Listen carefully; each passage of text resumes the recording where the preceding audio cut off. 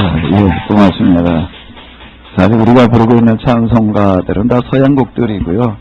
유래를 이렇게 보게 되면 그들의 그 민요들이고 어떤 거는 지금은 좀 그런 것들은 거의 빠졌는데 그 나라 애국가도 들어있고 또 그렇습니다. 그런 것들 가사를 바꿔가지고 우리가 찬송가로 부르고 있는데 우리가 해야 될 과제 중에 하나가 뭔가 하면 우리가락 찬송이에요. 우리가락 찬송을 만드는 어떤 이런 것도 이제 우리가 해야 될 일인데 우리가락으로 들으니까 어때요? 또 좋다는 건 뭐예요?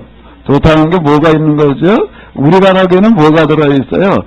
흥이라는 게 들어있습니다. 이게 어깨가 들썩거리는 어떤 이런 게 있잖아요. 우리가 하나님 앞에 찬양을 돌려드릴 때 우리가 권물도 꼭 서양 사람식으로다가 그걸 건네줘야 되는 것도 아니고요.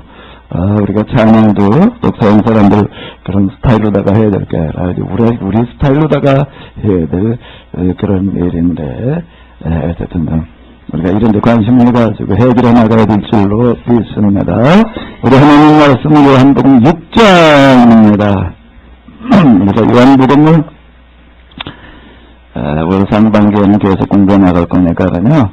계속 좀 읽으면서 미리 좀 생각 좀 하시기 바랍니다. 6장 1절로부터 15절입니다. 당대도 좀 미리 찾아 놓으시고요. 6장 1절로부터 15절 같이 읽으시겠습니다. 그 후에 예수님께서 갈릴리 바다하고 디베랴 바다 건너편으로 큰 무리가 따르니 이는 병들에게 행하시는 표적을 보미로라. 예수님께서 산에 오르사 제자들과 함께 거기에 앉으시니 마침 유대인의 명절인 유월절이 가까운지라. 예수님께서 눈을 들어 큰 무리가 자기에게로 오는 것을 보시고 빌립에게 이르시되 우리가 어디서 떡을 사서 이 사람들로 먹게 하겠느냐 하시니 이렇게 말씀하시면 친히 어떻게 하실 것을 아시고 빌립을 시험코자 하시니라. 빌립이 대답하되 각 사람으로 조금씩 받게 할지라도 200데나리온의 떡이 부족하리이다. 제자 중 하나고 시몬 베드로의 형제 안드레가 예수님께 여짜오되 여기 한 아이가 있어 보리떡 5개 물고기 2마리를 가져왔나이다. 그러나 이것이 많은 사람에게 얼마나 되겠었나이까. 예수님께서 가라사대 이 사람들과 함께하라 하신데 네가 많은데라. 사람들의 앉은 수요가 5천쯤 되더라. 예수님께서 떡을 가져 축사하시는 왕정자들에게 나눠주시고 고기도 그렇게 저의 원대로 주시다. 저희가 배부른 후에 예수님께서 제자들에게 이르시되 남은 조각을 거두고 버리는 것이 없게 하라 하시므로 이에 거두니 보리떡 5개를 먹고 남은 조각을 12바구니에 찼더라. 그 사람들이 예수님이 행하신 이 표적을 보고 말하되 이는 참으로 세상에 오실 그 선지자라 하더라. 그러므로 예수님께서 저희가 와서 자기를 억지로 잡아 임금 삼으려는 줄을 아시고 다시 혼자 산으로 떠나가시니라. 아멘. 자, 우리가 어디를 읽었죠? 요한복음 몇 장이요? 6장을 읽었는데 이제 읽었으니까 어떻게 해야 돼요? 해석을 해야지요. 해석을 해야 되는데 누가 좀 해석 좀 해보시기 바랍니다. 자, 요한복음 6장은 도대체 뭘 얘기를 하려고 하는 걸까? 자, 우리가 읽은 구절 가운데 몇 구절을 한번 우리가 찾아서 읽어보시도록 하겠습니다. 27절을 보게 되면은, 자, 한번 읽어보시기 바랍니다. 썩는 양식을 위하여 일하지 말고 영생하도록 있는 양식을 위하여 하라. 무슨 일을 하지 말라고? 썩는 양식을 위해서 하지 말래. 그러면 무슨 양식을 위하여서 일을 하라고? 영생하도록 있는 양식을 위하여 해라. 라고 하는 겁니다. 저희가 그때 우리가 어떻게 하여야 하나님의 일을 합니까? 하나님의 일을 한다는 게 뭡니까? 그랬더니 한번 읽어보세요. 하나님의 보내신 자를 믿는 것이 뭐다? 하나님의 일이다. 라고 이렇게 얘기를 하시고요. 또, 자, 내가 한 것은 내 뜻을, 내가 한 것은, 내가 하는 것도 내려온 것은 내 뜻을 행하려고 그런 게 아니라, 나를 보내신 이의 뜻을 행하려 합니다. 그 나를 보내신 이의 뜻이라는 게 뭔가 하게 되면은, 자, 한번 읽어보시기 바랍니다. 나를 보내신 이의 뜻은 내게 주신 자 중에 내가 하나도 잃어버리지 아니하고 마지막 날에 다시 살리는 것이다. 또 이제 40절에 또 반복해서 얘기를 하시는데요. 한번 또 읽어보시겠습니다. 내 아버지의 뜻은 아들을 보고 믿는 자마다 영생을 얻는 이것이니 마지막 날에 내가 이를 다시 살리리라 하시니라. 자, 이렇게 얘기를 하시고요. 그 다음에 이제 한번 읽어보시기 바랍니다. 진실로 진실로 너희에게로는 믿는 자는 뭘 가졌고 영생을 가졌고, 그 다음에 이제 63절로 넘어가서 이렇게 보게 되면은 살리는, 자, 한번 보세요. 살리는 것은 영이 육인 유익하니라. 내가 너에게 이런 말이 영유 생명이라. 지금 제가 이제 몇 구절 이제 한 6장을 다 읽어야 되는데, 이거 60몇 절까지 있나 71절까지 있어가지고 너무 많아요. 그래가지고 이제 앞에 몇 구절만 15절까지만 읽었는데 순서대로 하니까 다 읽어오셨죠? 다 읽어오셨죠? 조동무 집사님 읽어오셨죠? 지금 읽고 있다고? 앞으로 읽어보세요. 읽어보세요. 자, 우리가 쓰고 노력하는 만큼 너를 받게 되어 있는 건데요. 하나님은 어떤 하나님이신가 하면은, 어떤 하나님이신가 하면 하나님은 절대로 뭐가 없으신가 하면 공짜가 없으셔요. 뭐가 없으시다고? 공짜가 없으세요. 기도한 만큼, 말씀을 읽고, 공부하는 만큼, 하나님의 은혜를 받으려고 노력하는 만큼 하나님께서 주십니다. 그리고 그런 것들은 절대로 헛되게 하지 않으신다라고 하는 겁니다. 좀 여기 한번 여러분들이 다 바쁘고 힘드시겠지만은 사실 하나님의 도우심과 하나님의 은혜가 없이는 되는 게 없어요. 뭐가 없다고요? 되는 게 없어요. 하나님께서 되게 해주셔야지 되는 거죠. 여러분들의 시간과 노력과 헌신 가운데 좀 하나님을 위해서 시간 좀 쓰시기 바랍니다. 아멘.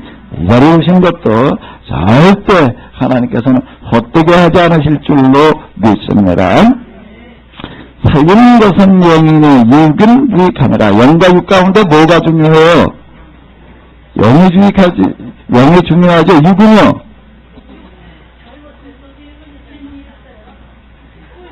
아니, 여기 이렇게 기록되어 있는데. 살리는 것이 뭐, 다시 한번 읽어봐봐요. 살리는 것은 영이니, 육은 어떻다고? 무익하다. 뭐가 중요해요?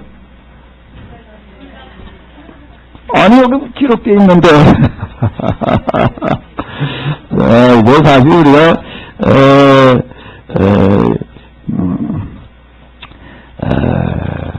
여기 이렇게 보게 되면은, 마지막 날에 내가 그를 다시 살리리니, 이런 구절들이 여기 이제 여러 번 나오고 있습니다. 이런 구절들이 계속 나오고 있고요. 다시 한번 이렇게 보게 되면 38절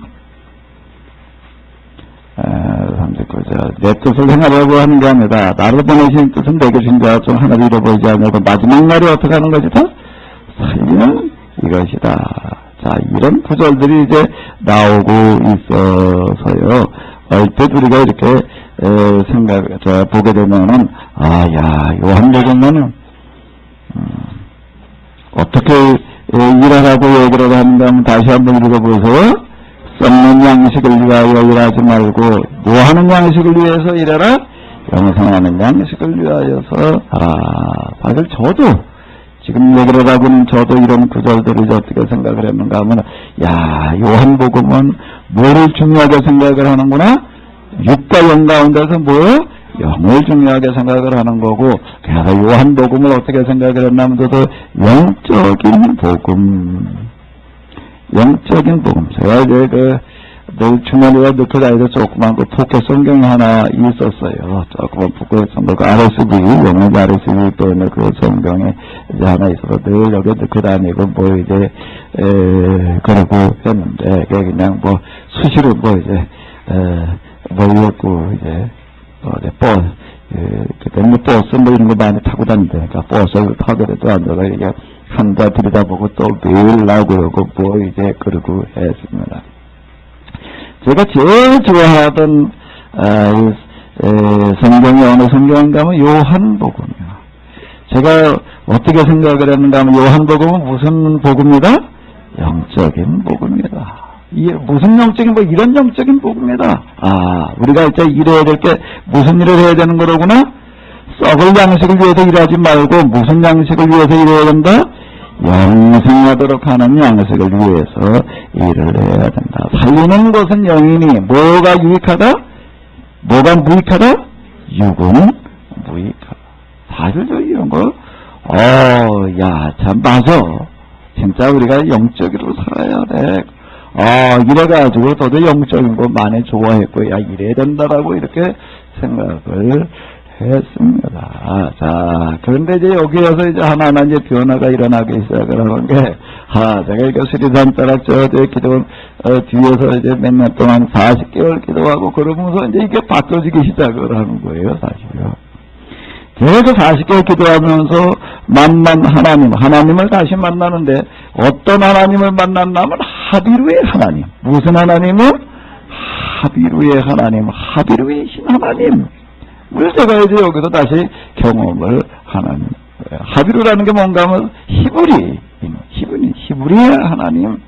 이제 이 하나님을 다시 경험하고 그러면서부터 이제 이게, 다시 보여지기 시작을 이제 이렇게 했습니다.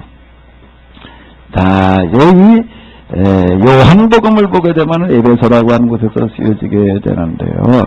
에베소라고 하는 곳은 이제 당시 지금 이제 터키 이제 서남부 지역이 이렇게 되는 건데 그 그리스도 작은 바다 하나 사이에 두고 이제 있습니다. 그러다 보니까 이제 그리스 문화의 영향을 이제 많이 이렇게 받았습니다. 그리스 문화 그거를 나중에 이제 알렉산더 이후에 이제 전 세계화되어진 것을 헬레니즘 이렇게 이야기를 하는데 사실 이제 예수님 당시 그리고 이제 요한복음에 쓰여질 그 당시에는요 그리스 본토보다 여기 지금 이제 에베소가 있는 지역 그때 이 지역을 뭐라고 불렀는가 하면 소아시아. 지금의 아시아하고는 얘기가 다른 거고요. 소아시아라고 이렇게 이제 불렀습니다. 그쪽 지역이 그리고 이집트의 해변가 알렉산드리아라고 하는 거 이제 삼각존 나일강 이제 하류 쪽이 있는데 이제 그쪽 지역이 뭔가 하면 헬레니즘에 제일 번성했던 그와 같은 것입니다. 이제 요한복음은 어디서 쓰여졌는가 하게 되면은 헬레니즘의 중심에서 쓰여지게 되는데 헬레니즘에 쓰여질 때 목적 중에 하나가 뭔가 하게 되면은 신앙을 바로잡는 건데 무슨 신앙을 바로잡는가 하면 유대인들의 잘못된 신앙도 바로잡는 것이지만은 헬레니즘에 익숙해져 있는 사람들의 잘못된 신앙도 바로잡는 그와 같은 목적을 이제 가지고 있습니다. 헬레니즘, 이제 이 당시 이쪽 사람들 이제 어떻게 생각을 했는가 하면 영과 육을 놓고 사람에게 있어서 이제 뭐가 더 중요한가 하면 뭐가 더 중요하다고요? 영이 더 중요하다라고 이렇게 생각을 했습니다. 헬라 철학 이쪽에서도 이렇게 보게 되면 이제 뭐가 나오나 금욕주의라고 하는 게 나오고 금욕주의, 운동주의 이런 것들이 나오는데 그건 뭔가 하게 되면 인간에게 있는 그 영이 선하고 바르게 살으려고 그러는데 계속 방해를 놓는 게 뭐예요? 육이 방해를 놓는 거야. 육이 계속 방해를 나가지고 영이 제대로 선하게 살려고 하지를 못하게 한다라고 이렇게 생각을 해서 이 육이라고 하는 것은 영에 이제 반대되는 걸로다가 이해를 했습니다. 제가 지금 세미나도 이렇게 진행을 하다가 보게 되면은 아침 10시부터 오후 4시까지 이렇게 진행을 하는데 오전 아침 10시부터 이렇게 할 때는 그래도 사람들이 좀 정신 차리고 좀 이렇게 좀 듣는데 점심을 먹고 나서 진행을 하면 어떨까? 점심을 먹은 게 아니라 뭘 먹었냐면 다 수면제 먹었어요. 그래가지고 다 그냥, 그리고 또 뭘 먹은 것 같은가 하게 되면 신경 나비약을 먹은 것 같아요. 다 경지에 들어가려고 그래요. 자, 점심을 먹고 나면 꼭 그러면 그래. 육체라고 하는 걸 가만히 보게 되면 서 있으면 힘들다고 뭐 하자고 그래요? 앉자고 그래. 이제 앉고 나니까 그 다음에 또 어떻게 하자고 그래? 또 누우니까 또 그 다음 뭐라고 그래? 맨날 다 힘사멜로 돌아가게끔 맹그렸나요? 그래가지고 어떻게 생각을 하면, 육신이라고 하는 게, 육체라고 하는 게, 이게 영을 방해하는 방해꾼이다. 또는, 이제, 영을 가둬놓는 감옥이다라고 이렇게 생각을 했습니다. 그래서 어떻게 해야 되느냐? 그러면 이거를 육체가 허전한 대로 하다 보게 되면, 뭐, 될 게 없어요. 그럼 어떻게 해야 돼? 육체가 허전한 대로 해서는 안 된다. 육체가 허전한 거 반대로 해야 된다. 이렇게 생각들을 했습니다. 이래가지고 이제 아주 극단적으로 다 고행을 가는 그런 사람들이 생겨나는데, 그게 금욕주의, 이렇게 이야기를 하게 됩니다. 근데 이런 거는 헬레니즘에만 있는 게 아니에요. 사실 세상 모든 문화 속에 대부분 다 이런 것들이 다 이제 이렇게 들어 있습니다. 그래서 이제 우리가 신앙생활을 할 때, 우리가 참으로 하나님의 뜻대로 살려면 어떻게 해야 되는가 하게 되면 그 육체적인 것들, 세속적인 것들을 어떻게 된다? 다 버려야 된다? 벗어나야 된다라고 이렇게 생각들을 하게 됩니다. 그리고 이 헬레니즘의 종교뿐만 아니라 세상 모든 이제 이 자연 종교라고 얘기하는 이런 종교에서는 이제 다 그렇게 생각을 하는 거예요. 우리가 신앙생활, 기도라고 하는 것도 바로 이제 이렇게 생각을 하는 거예요. 좀 영적인 생활을 해야지. 너무 세속적인 어떤 이런 것을 좀 살면서 좀 벗어나가지고 좀 조용한 데 가지고 자연과 더불어 가지고 하나님과 좀 깊이 교제. 다 이렇게 생각을 이제 이렇게 하는 겁니다. 그런데 그 중심지가 어딘가 바로 그 에베소예요. 에베소 전부 다 이제 하나님 있는 걸 다 그렇게 생각들을 하려고 이제 그러는 거예요. 자, 이게 이제 헬레니즘입니다. 헬레니즘은 뭘 얘기를 하는가 하면 서양 문화의 이제 대표 문화인데, 그건 사실 서양 문화만이 아니라, 자연적인 힘성에 가지고 있는 그런 모든 문화예요. 그럼 뭐 동양에도 그렇고 뭐 어디 다 들어있는 어떤 이런 건데요. 자, 그런데 여기에 대비되는 또 하나의 이제, 사고방식이 나오는데, 그게 뭔가 하면 헤브라이즘이라고 하는 건데요. 여기에서는 어떻게 생각을 하는가 하게 되면 헬레니즘과 헤브라이즘은 대비되는 건데요. 헬레니즘과 헤브라이즘은 대비되는데, 이제 뭘 가지고 이제 이거를 한마디로 여러분들 아마 가서 사전이나 뭐 이런 데 찾아보시게 되면 헬레니즘과 헤브라이즘은 뭐가 차이가 나느냐 그러면은, 뭐가 차이가 나면 원론이 차이가 난대. 뭐가 차이가 난다고? 원론. 원은 근원을 말하는 거예요. 헬레니즘은 근원을 뭘로 보는가 하면 뭘로 보는 거예요? 돈을 보고. 헤브라이즘은 근원을 어떻게 본다고요? 하나로 봐요. 그래가지고 헤브라이즘은 일원론. 모든 것은 하나님으로부터 나와가지고 다시 하나님께로 돌아간다. 라고 이렇게 이야기를 하는 거고요. 그런데 이제, 이 헬레니즘을 비롯한 모든 이교적인 문화들은 어떻게 생각을 하게 되는가 하게 되면은 근원이 어떻게 되어 있다는 거예요? 둘로 되어져 있다. 하나는 뭐 선의 근원과 하나는 악의 근원이 따로따로 별개로 있다라고 이렇게 생각을 하게 됩니다. 그 영은 어디에 속하는 게 선과 악 중에서요? 선에 속하는 거고요. 육은 어디에 속하는 거예요? 악에 속하는 거고. 그래서 그 영과 육을 어떻게 하는 거예요? 나누는 거예요. 그래서 이거를 뭐라고 얘기를 하는가 하면 영과 육을 둘로 나눈다 그래가지고 뭐라고 얘기를 하면 되겠어요? 여러분들 이름을 붙여봐요. 여기다가요. 영육 뭐라고? 둘로 본다. 그래서 뭐라고 이름을 붙이면 돼요? 이원론으로다가 보는 거예요. 그 영은 영이고 육은 육이에요.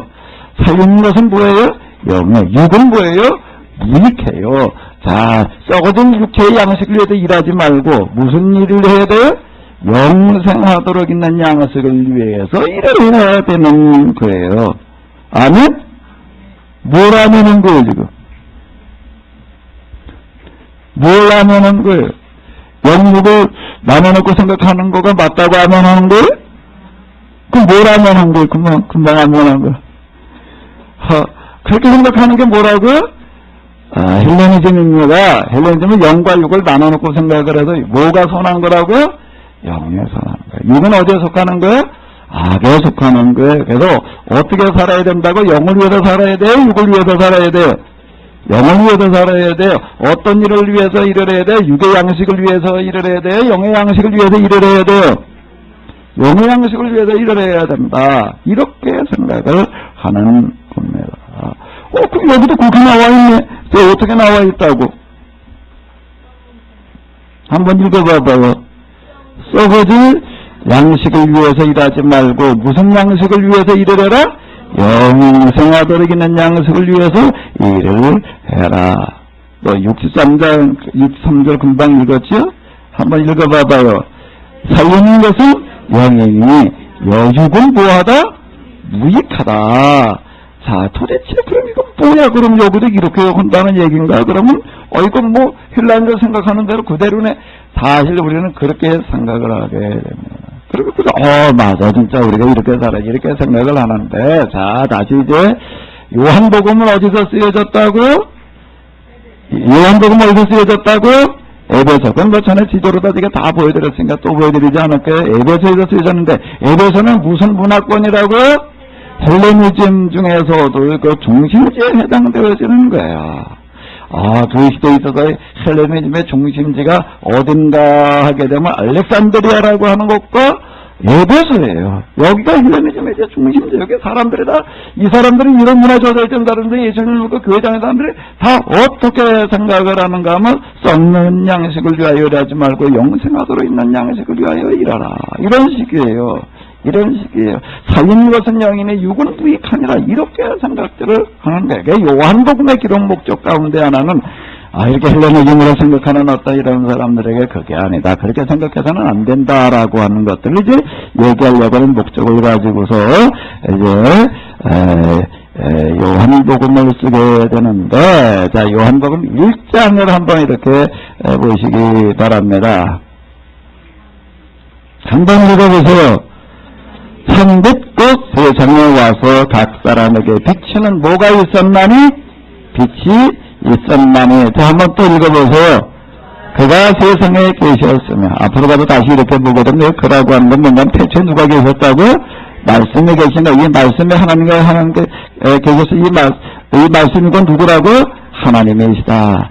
그가 태초에 하나님과 함께 계셨고 만물이 그런 말미암아 지은 바 되어서 지은 것이 하나도 그가 없이는 된 것이 없다. 여기서는 이 예수님을 누구라고 얘기를 한다고? 말씀 로고스. 이건 뭐 제가 계속 얘기한 거니까 이제 더 얘기하지 않을까. 예수님을 이제 말씀, 하나님. 이렇게 이제 동일시하는 건데, 그러니까 요한복음의 특징 중에 하나는 예수님을 하나님으로 이렇게 이야기를 하는 겁니다. 그러면서 이제 또 그걸 로고스라고 얘기를 하다가 예수님은 뭐라고 그러면 참빛이라고 또 이렇게 얘기를 하는 거예요. 참빛이 어디 왔다고? 세상에 와서. 그가 또 어디 계셨어요? 세상에 계셨고. 또 그 다음에 뭐예요? 한번 읽어보세요. 자기 땅에 오네. 자, 이렇게 얘기를 하고 있습니다. 그 다음에 또 여기로 가서 보게 되면 또 뭐라고 나오냐면은 한번 읽어보세요. 말씀이 육신이 되어 우리 가운데 거하시네. 그 다음에 이제 조금 또 건너뛰어가서 18절로 가서 이렇게 보게 되면 이런 구절이 나오고 있습니다. 한번 읽어보시기 바랍니다. 본래 하나님을 본 사람이 없으되 하나님 품속에는 독생하신 하나님이 나타내셨느니라. 우리가 지금 이거 읽어 내려갈 때 금방 제가 이렇게 말씀드린 당시에 헬라 사람들이 어떻게 생각을 하고 있었는가라고 하는 것에 대해서 우리가 사전적인 지식이 그냥 없이 읽어 내려가다 보게 되면 이게 무슨 얘기인지 뭐 이렇게 중요한 구절인지 잘 안 보입니다. 그래서 성경은 반드시 어떻게 되는가 하면 그 시대 배경 속에서 해석을 해야만 되는 이유가 바로 여기에 있는데요. 자, 한번 읽어보세요. 참빛 곧 뭐? 세상에 와서 세상에 계셨으며 자기 땅에 오네. 영접하는 자, 뭐 이런 얘기보다 말씀이 육신이 되어 우리 가운데 거하시네. 이렇게 계속 이제 일장에서 이렇게 얘기를 하는데 이게 무슨 얘기가 되는가 하면 헬라 사람들이 잘못 생각하고 있는 것들을 갖다가 뜯어고치는 작업을 이런 이야기를 하는 겁니다. 이 사람들은 이제 선과 악의 근원을 둘러 생각을 하고 이제 영은 어디에 속하는 거다? 선에 속하는 거다. 육은 어디에 속하는 것이다?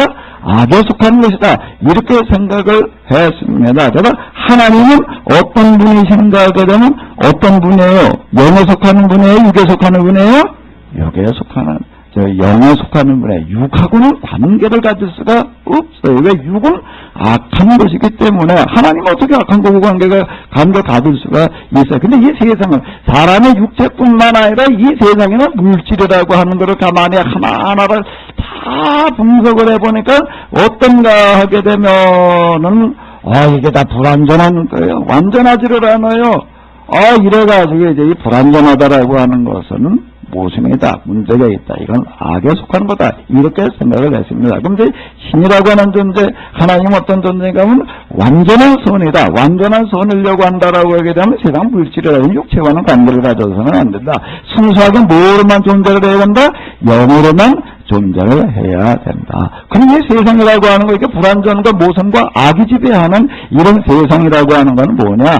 완전한 선이신 하나님으로부터 만들어졌을 수가 없다. 완전한 선이신 하나님께서 만드는 세상이 이렇게 불완전하고 이렇게 모순이 있고 여기 지혜가 있을 수가 있느냐? 이래가지고 어떻게 생각을 하면 진짜 하나님과 창조의 하나님은 다르다라고 이렇게 생각을 했습니다. 진짜 하나님이 완전한 하나님이고 창조주 하나님은 불완전하다라고 헬라 사람들은 이렇게 생각을 했어요. 그러고 있는 그 사람들에게 요한복음 1장에서는 그 혁명을 선언하는 게 뭔가 하면 예수님이 누군가 하게 되면 누구라고요? 창조주라고 하는 겁니다. 만물이 그런 말미암아 지은 바 되었으니 지은 것이 하나도, 여기 뭐라고? 몇 개도? 이 세상에 있는 것 가운데 하나도 그가 없으면 되는 것이 없느니라. 이건 완전 혁명인데 이 세상에 모든 것들 가운데 완전히 불완전하고 문제가 많고 모순이 많고 근데 그런 것들 하나하나도 어느 것 하나도 떼놓지 않고 다 예수님으로 말미암아 만들어졌다라고 이렇게 얘기를 하고 예수님 그분은 누구신가 하면 창조의 주인이시다. 이렇게 선언을 하는 거예요. 그러니까 헬라인들이 생각하고 있던 뭔가 하나님에 대한 이해, 그걸 뭐라고 해라? 하나님에 대한 이해를 뭐라고 그러냐면 신관이라고 얘기를 합니다. 뭐라고 한다고요? 신관을 완전히 이거는 뒤집어 엎는 거예요. 혁명적인 신관을 지금 이야기를 하는 겁니다. 그러니까 요한복음의 기록 목적 가운데 가장 중요한 거는 뭔가 하면 뭘 바로잡아야 되냐면 신앙을 바로잡아야 되는 거예요. 뭘 바로잡아야 된다고요? 신앙을 바로잡아야 되는 거예요. 우리 디오게네스라고 하는 사람의 이제 이야기를 잘 알아요. 이 사람이 이제 헬라 문화가 배출한 이제 금력주의, 원둔주의의 3대 상징적인 인물이에요. 이 사람은 아주 영적인 것, 선한 것만을 따라서 사는 사람이어서 결혼 뭐 이런 건 물론 안 하는 거고, 애들 낳아서 키우는 거, 그건 다 육에 속하는 거고, 영적인 것만 따라서 해야 된다. 그래가지고 이 사람이 이제 영적인 것을 따라 하느라고 사는 삶이라고 하는 게 뭔가 하면 집은 어디서 사는가 하면 그건 나무통을 하나를 이제 구해가지고, 그걸 이제 도람통 같은 거예요, 도람통. 도람통 뭔지 알죠? 도라무통 같은 걸 하나, 거기서 좀부터 하나 해서 굴리고 다니는 거예요. 그게 집에 이동식 주택을 가졌어요. 가고 싶은 데로 가는 거예요. 가고 싶은 데 가서 그냥 갖다가 세워놓고 그냥 거기서 이렇게 자고 싶은 구석에 들어가 담으면 되는 거예요. 유일한 필수품은 뭐가 있는가 하게 되면은 뭐 육적인 일, 나도 뭐로 먹기 위해 뭐 일하는 거, 그건 다 육적인 거야, 영적인 거래. 그 먹고 살아야 되니까, 굶어 죽을 수 없으니까, 어떻게 다 깡통 하나, 뭐? 깡통 하나 가지고 이제 밥은 어떻게 먹는 게? 의도 먹는 거야. 의도 가만히 생각을 해봐봐. 이게 이제 금력주의의 대표적인 상징적인 인물이 하는 거야. 밥은 어떻게 먹으면 된다고요? 의도 먹으면 되는 거야. 그래서 뭐만 필요한 건, 먹고 사는 도구로 필요한 건 뭐예요? 깡통 하나만 있으면 되는 거예요. 더 먹고 살 수는 없으니까 이제 옷을 하나 이제 얻어 주워 입어요. 이제 의도 입고 주워 입어. 이걸 빨아입을까, 안 빨아입을까? 안 빨아 입어요. 그냥 그대로 입어요. 그러니까 냄새 그렇게 세수고 얼굴 무슨 목에 그거 없어요. 평생 그냥 목에 없이 사는 거예요. 이 사람들은요. 육체가 허전한 대로 사는 게 아니니까 평생 목욕이라는 거 없고 평생 이발도 없고 평생 세수도 없고 평생 손 닦는 것도 없어요. 그게 진짜 금욕주의 은둔주의로 사는 사람들 이제 얘기입니다. 이제 그러고 사는 거예요. 그러다 보니 그냥 몸에 그냥 벌레가 득실이 걸어가지고 그냥 견뎠어. 그러면 어떻게 해야 되나, 이제, 어떻게, 이래 추운 날은 이제, 이정지주 때 굴리고 이제 따뜻한 데를 갖다 놓고 이제, 그저가 앉아가지고 옷 벗어가지고 이제, 이자봐.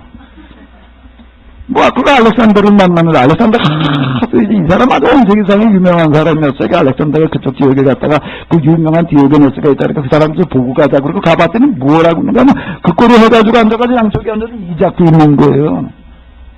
그러니까 끊임없던 이런 얘기들 같은 거, 그게 뭔가 하면 이런 걸 얘기하면 그게 최고의 영적인 삶이다라고 이렇게 이 사람들은 정말로 생각을 하는 게 다 그렇게 생각했다는 건 아니고요. 그렇게 생각하는 사람들이 거기에 많은 사람들이 이제 있었어요. 그래서 이 진짜 하나님, 완전한 하나님이 세상과 어떤 관련을 가질 수가 없다. 이 세상과 무관해야 된다. 그거를 뭐라고 해야 무관해야 된다라고 하는 거를 이제 좀 설명할 때 쓰는 단어가 뭔가 한번 따라 하시기 바랍니다. 초월. 뭐라고? 이 세속적인 거, 세상적인 거, 육체적인 거, 물질적인 거 초월해 있는 분이다. 그럼 그 사람들이 생각하는 하나님은 어떤 하나님이고 완전 초월자의 세상 이런 거고 상관이 없는 거예요. 그런데 요한복음 1장에서는 그다 수행하고 들어가는 거 뭐라?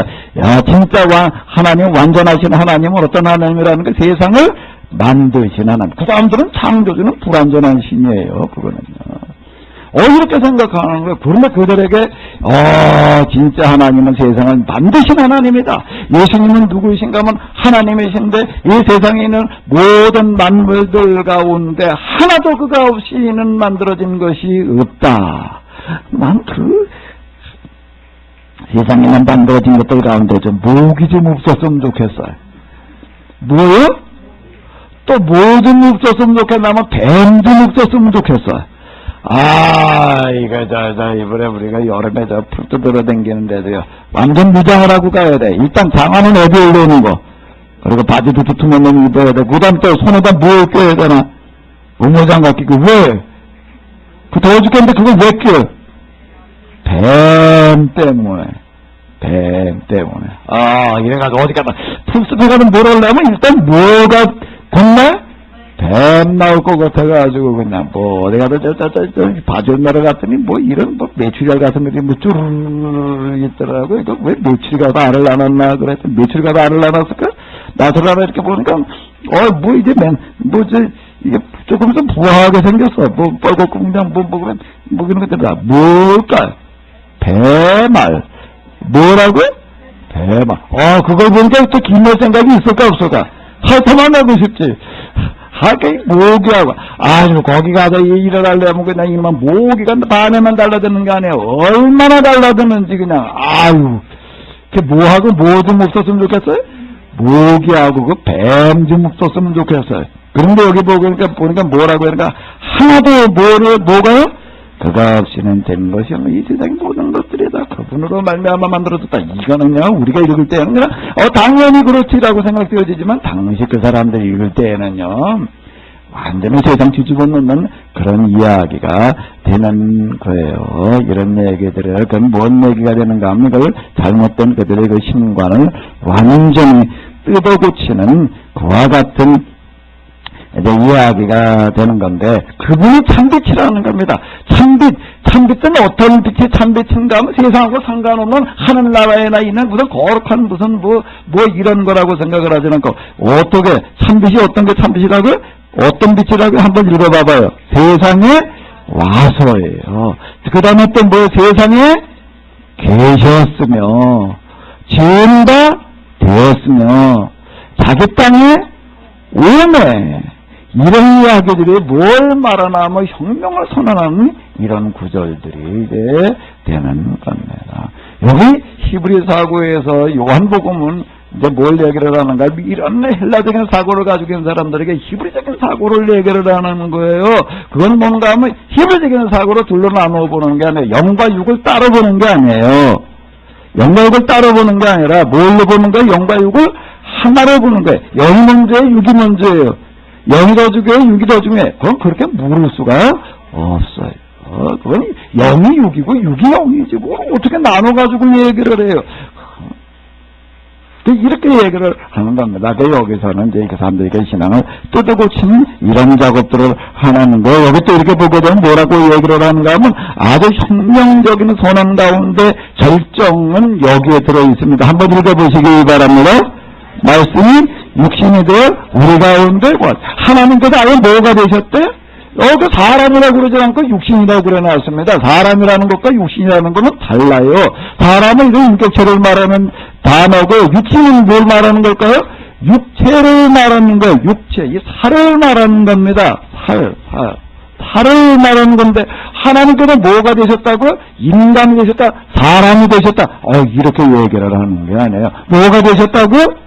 육신, 이게 되셨다는 겁니다. 이 육신이라고 하는 건 헬라 사람들을 생각할 때는 악의 대명사와 같은 얘기가 되는 거예요. 이것 때문에 온갖 문제가 생기는 거예요. 이게 맨날 자자고 그러지 먹자고 그러지 뭘 자꾸 더 가져야 되겠다고. 그러니까 모든 욕심들 이런 게 다 여기서부터 나와요. 뭐에서 나온다고요?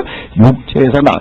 이건 아주 악과 같은 건데 여기서 뭐라고 얘기를 하면 그 하나님이 뭐가 되셨다고요? 이건 육체가 되어서 우리 가운데 거하시네, 이렇게 이야기를 하고 있습니다. 이게 요한복음이에요. 이게 요한복음이에요. 요한복음은 절대 이거를 나누어서 보는 그런 책이 아니다라고 하는 겁니다. 자, 그럼 이제 다시 요한복음 16장으로 다시금 넘어와 보도록 하자. 이걸 모르고, 금방 제가 설명드린 이런 거를 모르고 그냥 읽게 되면은 이런 것들만 눈에 들어와요. 한번 읽어봐봐요. 썩는 양식을 위하여 일하지 말고 못하는 양식, 영생하도록 있는 양식을 위하여 일하라. 요런 것도 눈에 쏙쏙 아주 잘 들어온다고요. 하나님의 일을 하는 게 뭐예요? 하나님을 보내신 자를 어떻게 하는 거예요? 믿는 거예요. 그분의 구세주라고 하는 거, 나를 위하여 돌아갔다는 거 믿는 거, 그게 하나님의 일이다라고 이렇게 이제 생각이 되어집니다. 그 다음에 또 뭔가 그러면 이제 금방 이렇게 본 것처럼 이제 하나님의 뜻은 뭔가 하게 되면은 마지막 날에 어떻게 하는 거예요? 다시 살리는 이것이에요. 내 아버지 뜻은 아들을 보고 믿는 자마다 영생을 얻는 이것이니 마지막 날에 내가 다시 그를 살리리라.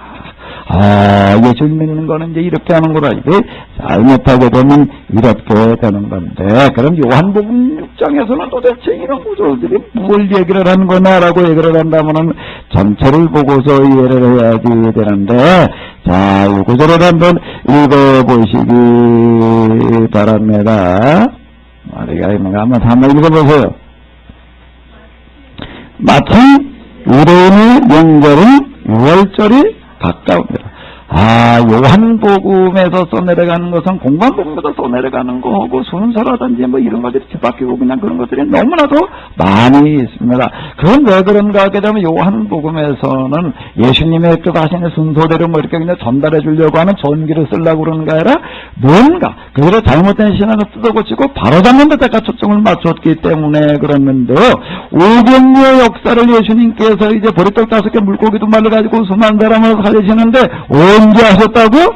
6월절 명절, 6월절 절기에 맞춰가지고 일을 하셨다라고 이렇게 얘기를 하고 있습니다. 그 공관복음에서는요, 예수님께서 하신 그 오병여가 6월절 절기하고 가까웠는가, 임박했는가? 전혀 아니에요.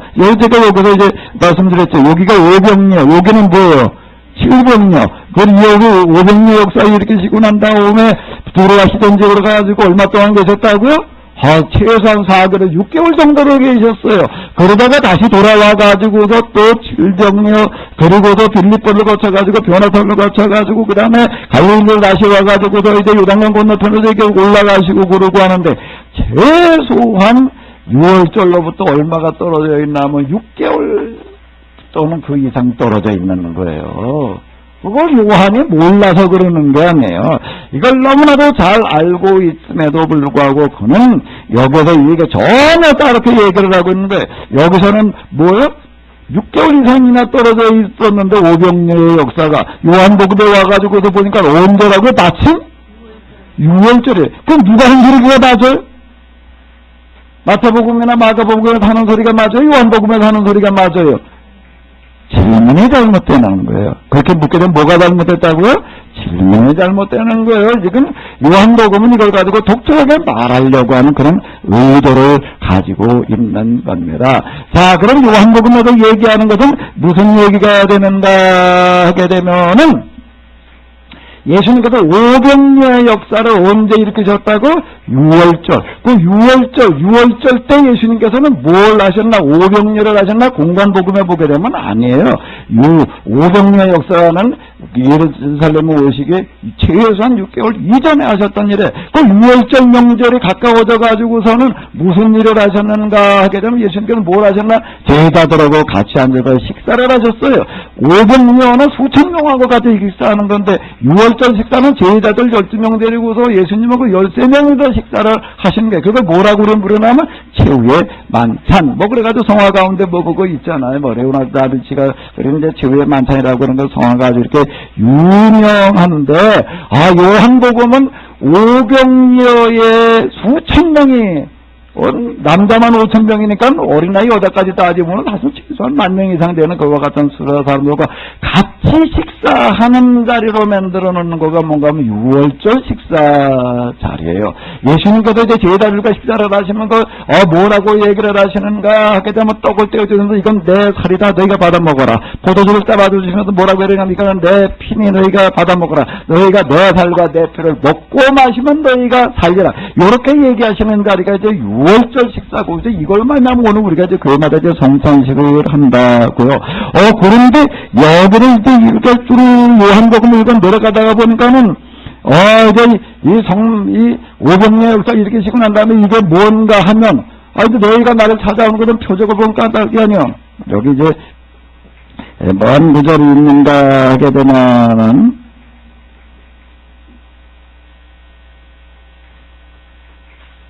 예수님을 사람들이 이제 많이 찾아오니까는,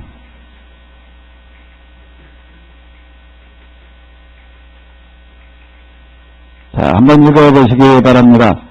예수님께서 대답하여 가라사대 때, 내가 진실로 너희에게 이르는 너희가 나를 찾은 것은 표적을 본 까닭이 아니요 먹을 떡을 먹고 배부른 까닭이다. 표적을 본 까닭이 아니라는 건 뭔가 여기서 본다는 건 이 표적이 뭘 얘기하려고 하는지를 알고 나를 찾아오는 게 아니라 그냥 떡 먹고 배나 부르겠다고 또 찾아오는 거다라고 이렇게 얘기를 하고 계시는데요. 그럼 이 오병이어가 진짜 말하려고 하는 거는 뭔가 하게 되면은 이렇게 이야기를 하고 있습니다. 자, 여기서부터 이제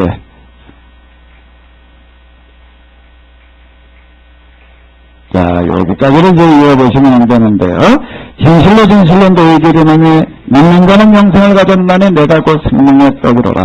너희 조상들은 광야에서 만나를 먹어서도 죽었거니와 우리는 하늘에서 내려오는 떡이니 사람으로 하여금 먹고 죽지 아니하게 하는 것이라. 나는 하늘로서 내려온 산떡이니 사람이 이 떡을 먹으면 영생하리라. 나의 줄 떡은 곧 세상의 생명을 위한데 살이로라 하시니라. 자, 이렇게 얘기를 하시고요. 또 이제 조금 지나가지고 여기도 또 이렇게 넘어가서 읽어보시도록 하겠습니다. 보시겠습니다. 예수님께서 이르시되 내가 진실로 너희에게로는 인자의 살을 먹지 아니하고 인자의 피를 마시지 아니하면 너희 속에 영생이 없느니라. 내 살을 먹고 내 피를 마시는 자는 영생을 가졌고 마지막 날에 내가 그를 다시 살리리니 내 살은 참된 양식이요 내 피는 참된 은혜로다. 내 살을 먹고 내 피를 마시는 자는 내 안에 거하고 나도 그 안에 거하나니 살아계신 하나님께서 나를 보내시면 내가 아버지의 이로 인하여 사는 것 같이 나를 먹는 그 사람도 나로 인하여 살리라. 예수님께서 유월절 제자들과 식사하신 성만찬 자리에서 하시는 이야기를 요한복음에서는 어떻게 끌고 들어가고 있는가 하게 되면 오병례 자리에서 말씀하신 걸로다가 이렇게 끌고 들어가고 있습니다. 이 얘기는 뭘 얘기를 하는가 하게 되면은요, 이제 이 요한복음 백년경에 쓰여지게 되는데, 100년쯤 되다 보니까 이제 어떤 현상이 일어나는가 하게 되면은요, 예수님 사후 제자들, 사도시대라고 얘기를 하는데, 사도시대 예배는 몇 부로 되어져 있는가 하면 1부 예배와 2부 예배로 되어져 있었습니다. 1부 예배는 뭔가 모여가지고 예수님의 말씀을 공부하는 예배. 2부 예배는요, 같이 모여가지고 뭐 하는 예배요?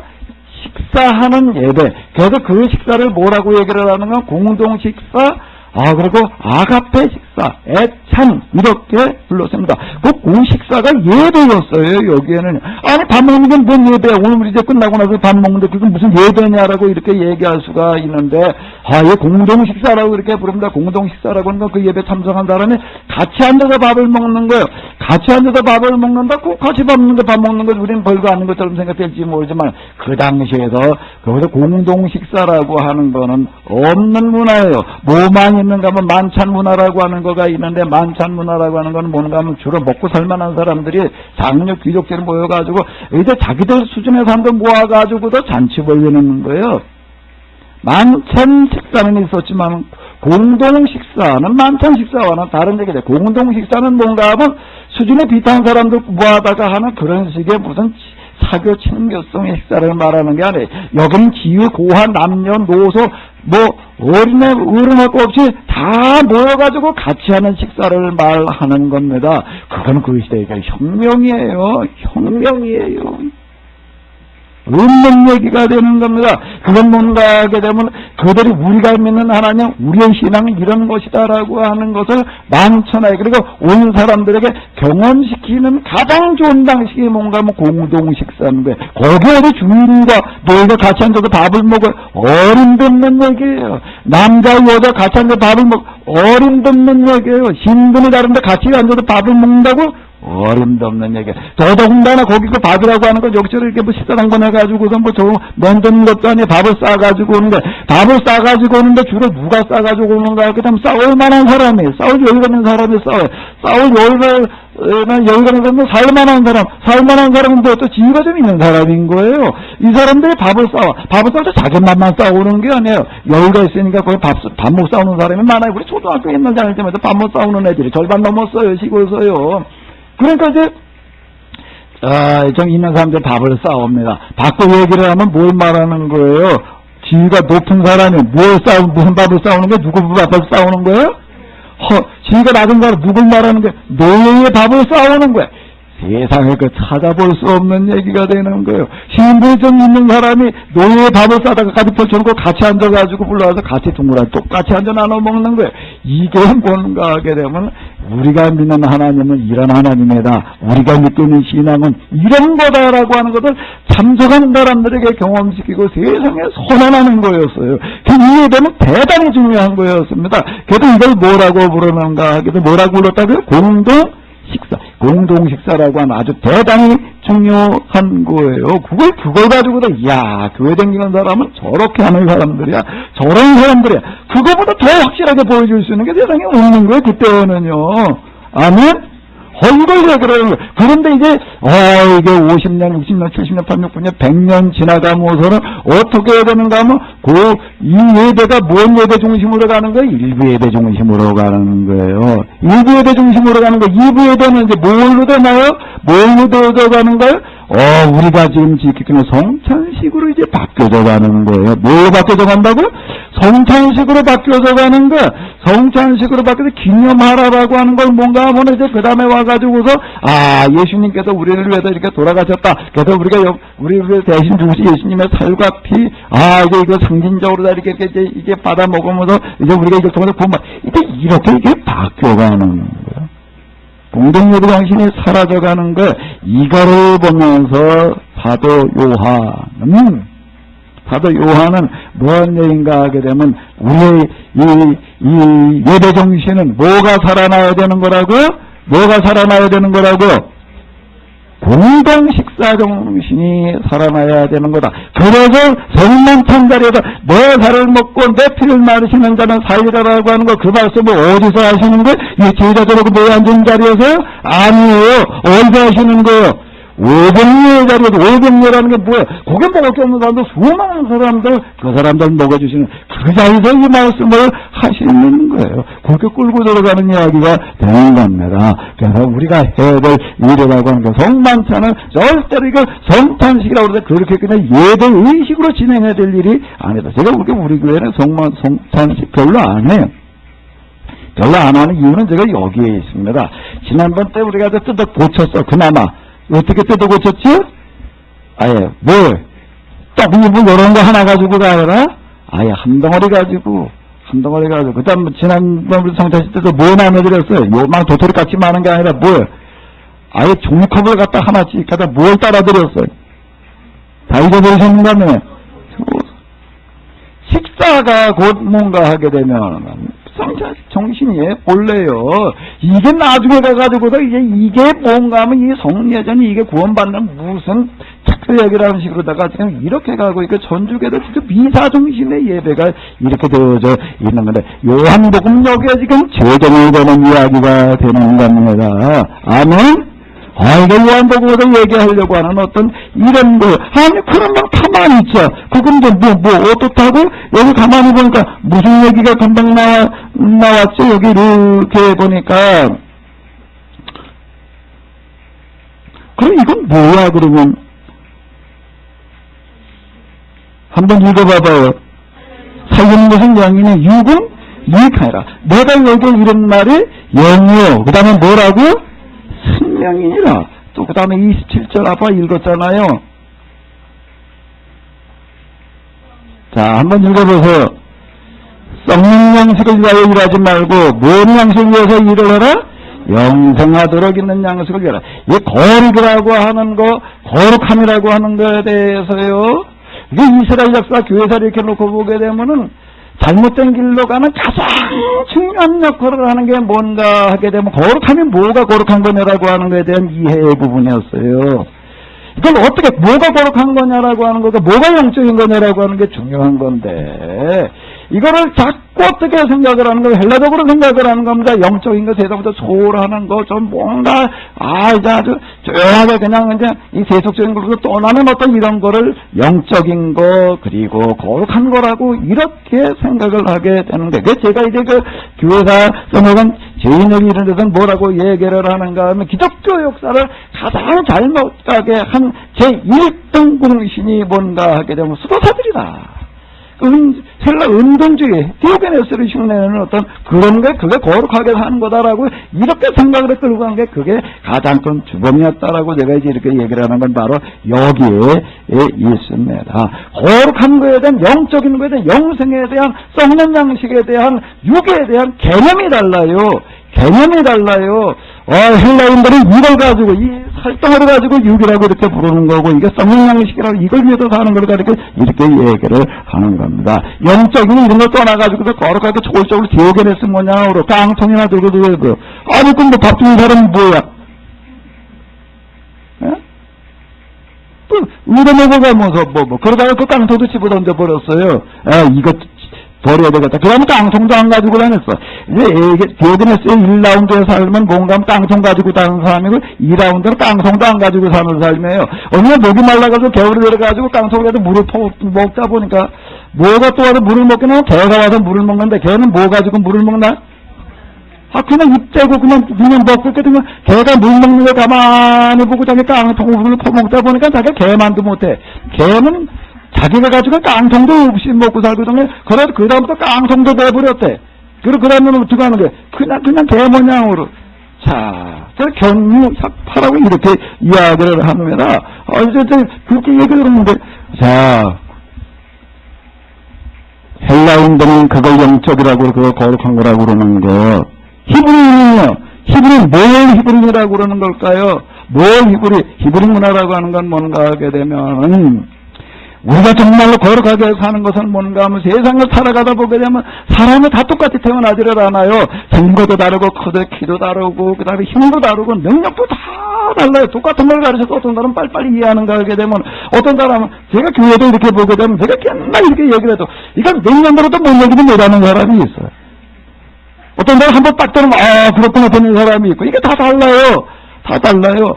그런 걸로 끝나는 게 아니라 사는 게 달라. 어떤 사람들은 그냥 어떻게 쉽게 해가지고, 돈 잘 벌어가지고 그냥 높은 데로 잘 사는 사람, 어떤 사람은 그래도 먹을 것도 안 되나? 우리가 나오는 분들과 어떤 분들 이렇게 보게 되면, 주일날 예배도 못 와가지고서 그냥 예배 올 시간이 없어. 그래서 우리 예배 오시는 분들 이렇게 보게 되면은, 그분들은 예배 거의 못 와요. 못 오면 이모가 뭐 안 하려고 그러는 게 아니에요. 이분들 이거 예배 드리고 뭘 하러 가야 되니까?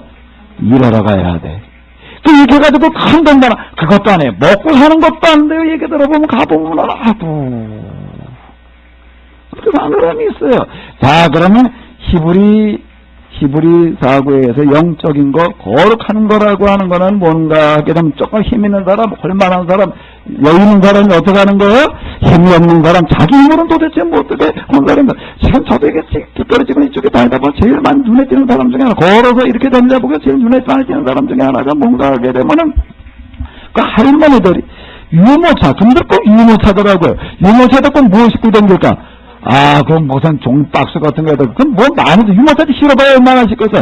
그건 늦게 실어가지고, 그러고, 저 고물상을 자주 가다 보니까 내가 그런 사람 자주 만난 거야.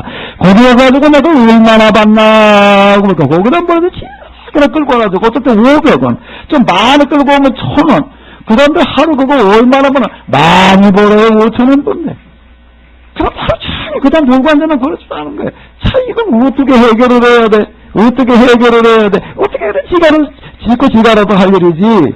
이런 자본주의라고 하는 논리에서는 그렇게 얘기할 수 있는 거야. 뭐 짓고 지가라도 얘기하는 거지. 뭐 자유인데 뭐 이렇게 얘기를 하는데, 자, 이 히브리 사고에서는 뭘 영적이라고 그러는가, 뭘 거룩한 거라고 하는가, 그런 사람들 어떻게 하는 거예요? 거들어주는 겁니다. 도와주는 거예요. 그래서 같이 잘 살게 만들어 놓는 거예요. 그거를 히브리 사고에서는 영적이라고 그러는 겁니다. 그렇게 사는 거는 뭐라고 그런다고요? 거룩하게 사는 거예요. 이게 우리가 혼동이라는 거예요. 이 부분에는. 저도 맨날 그래서 여기까지 올 때까지 또 그러고 있었습니다. 그래서 40개월 기도해가지고 하나님을 하나님으로 내가 이해하겠죠. 다시 만나기 전에 저도 똑같이 그러고 있었어요. 똑같이. 영적인 게 뭔가 하게 되면, 거룩하게 사는 게 뭔가 하면 세속인 거 벗어나는 게, 그래서 얼른 빨리 세속적인 거 뭐 좀 어떻게 좀 먹고 살게끔 해놓고 난 그 다음에 여기서 떠나가지고 조용하게 어디 가서 기도 생활하면서 영적으로 맨날 그러고 있었습니다. 근데 뭐가 영적이고 뭐가 거룩한 건가? 어떻게 이해하느냐가 달라요. 그걸 헬라적으로 이해하느냐, 히브리적으로 이해하느냐라고 하는 거가 문제인데, 따라하시기 바랍니다. 헬레니즘이냐, 헤브라이즘이냐, 그 다음에 뭐라고 그래야 될까? 그것이 문제로다. 아멘? 그것이 문제로다. 왜 안 따라요? 그것이 문제로다. 우리는 그동안에 가진 신앙이 다 헬레니즘 신앙이었어요. 이름은 기독교였지만은요, 이걸 뜯어 고쳐야 돼요. 이걸 뜯어 고쳐야 돼요. 이 히브리 종교, 히브리 기독교는 세상을 바꾸는 겁니다. 뭘 바꾸느냐라고 한다라고 하게 되면은요, 밖에도 좀 사람답게 좀 살게끔 만든 세상을 만들어 나가는 거예요. 그거를 가르쳐도 영적이라고 그런 거고, 그걸 가르쳐도 거룩하게 사는 거라고 그렇게 얘기해. 그럼 뭐 기도는 뭐 하러 공부 나가서 뭐 그런 건 하지. 그렇게 하는 게 그게 내 맘대로 내 생각대로 되는 게 아니에요. 이건 정말 최고의 정신에서만이 나올 수 있는 거예요. 최고의 정신이라는 게 그게 그렇게 나오나요? 기도하는 데에서 나오는 거예요. 정말 기도하는 사람만이 이걸 실천해 나갈 수가 있는 거예요. 기도하지 않고서는 이거는 안 되는 겁니다. 정말 세상을 바꾸는 그와 같은 모든 사람들 다 정말 제대로 다 그저 사람 살만하게 만들어 놓겠다라고 하는 그거 안 되는 얘기예요. 그리고 여기 헬레니즘의 기독교는 뭔가 세속적인가 다 따라 우리가 불교에서 그 무슨 뭐 도닦는 거 똑같은 얘기인데 해탈이라고 하는 세속적인 거 그냥 딱 끊어버리는 거 그게 이제 불교가 헬레니즘 아주 그 딱 같은 부류가 되는 건데 그거를 이제 영적인 거라고 그걸 기도라고 그러고 있는데 히브리인의 기도라고 하는 거 성경의 기도라고 하는 거 그게 아니라 뭔가 하게 되면은 아유, 이렇게 유모차도 벌써 보니까 다 떨어지는 거, 그냥 다 고장나는 거, 내가 버리는 거, 하나 주워다 그냥 끌고 돌아가는 사람보다 가슴 아파 견딜 수가 없어지는 거예요. 어떻게 되는 거라고요? 생각만 하면 이게 견딜 수가 없어, 그냥. 그리고 또, 어디 저 개딱지 같은데 그냥 어떤 집에 가보게 되면 정말 뭐 겨울에도 난방 없어 살고 그냥 앉을 자리가 없어가지고 있는 사람 보게 되면 이게 또 견딜 수가 없어지는 거예요. 또 그 다음에 병 들어있는 사람들 보게 되면 또, 자, 히브리 신앙의 성경에서 얘기하고 있는 거룩함은 바로 이와 같은 겁니다. 그래서 이제 그걸 뭐 하는 건가 하면 기도하는 게, 기도하는다라고 하는 건 뭔가 하게 되면 하나님 나에게 이런 마음이 쉽지 않게 하여 주시옵소서. 이 마음을 끊임없이 부어주시옵소서. 그리고 이들의 문제를 해결해 나갈 길을 열어주시옵소서. 아멘. 아멘. 자, 이게 기도가 되는 거예요. 그리고 정말 병난 사람, 가난한 사람, 그들을 위해서 정말로 기도를 하는 겁니다. 그냥 기도만 하고 끝나는 게 아니에요. 그 다음에 할 수 있는 걸 하는 거예요. 자, 그걸 가르쳐도 이 히브리 종교에서는 영적인 생활이라고 이렇게 얘기를 하는 겁니다. 아멘? 이게 전적으로 현실 속에 들어가는 거예요. 세상 속에 들어가. 세상에 계셨으면. 여기 한번 이렇게 봐봐요. 계속 이렇게 얘기를 하고 있는 겁니다. 여기 보게 되면 참 듣고 세상에 와서 세상에 계셨으며 자기 땅에 오매. 이런 얘기가 되는 겁니다. 말씀이 오시는데 우리 가운데 하심에. 자, 여기서는요, 초월과 세속이라고 하는 게 구분되는 게 아니에요. 뭐가 초월적인가 하면 세상 속으로 들어가는 거예요. 그리고 그들 문제를 나가서 해결하는 게, 거기 가서 하나가 되는 거예요. 아멘? 그게 진짜 영적인 거, 그게 정말 거룩한 겁니다. 그럼 여기서 얘기하는 이런 얘기들은 뭔가 하면 썩는 양식을 위해서 일하지 말라는 거는 뭘 하는 얘기가 되는 걸까요? 나 혼자는 잘 살으려고, 나 혼자는 어떻게 돼보려고 그렇게 살지 말아라. 아멘. 그러니까 이게 개념이 달라요. 단어는 똑같은데 영생하도록 있는 양식을 위해서 일하라라는 얘기는 무슨 얘기가 되는가 하게 되면 자기 문제만 아니라 남의 문제를 위해서 남의 문제를 해결하기 위해서 일하는 그걸 가르쳐도 뭐라고 그러는가 하면 영생하도록 있는 양식이라고 이렇게 얘기를 하는 겁니다. 그러니까 마지막 날에 다시 살리리라라고 하는 이런 말씀들이 뭘 얘기를 하는가 하게 되면 나를 믿는 거라고 하는 게 이렇게 하는 사람을 가리켜서 믿는 거를 말하는 거고요. 이렇게 하는 사람들은 나를 보내신 내 뜻을 내게 주신 자 중에 내가 하나도 잊어보지 않냐고 마지막 날에 다시 살리는 이것이다라고 하는 건 뭔가 하면 이렇게 살아가려고 한 사람, 이렇게 실현하려고 한 사람은 세상에서 내가 하나도 잃어버리지 않겠다. 아멘. 마지막 날에 내가 정말로 그러게. 여기서 얘기하는 부활은 이런 사람들이 참여하는 데가 부활인 거예요. 이게 다른 거예요. 여기, 자, 이제 마지막으로 다시요.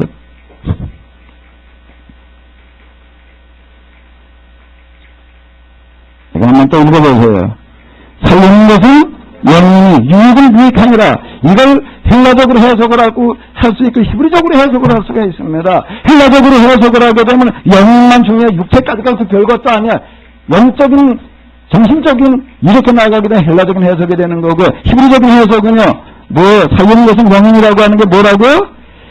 세상 모든 사람들을 다 행복하고 잘 살게 만들어 놓으려고 하는 그 삶을 가리켜서 영적인 삶이라고 그러는 거고요. 육이라고 하는 건 적어도 좋은 거 제 욕심만 채우려고 하는 그런 걸 가리켜서 육적인 삶이라고 이렇게 이야기를 하는 겁니다. 다 영적으로 신령해지시기 바랍니다.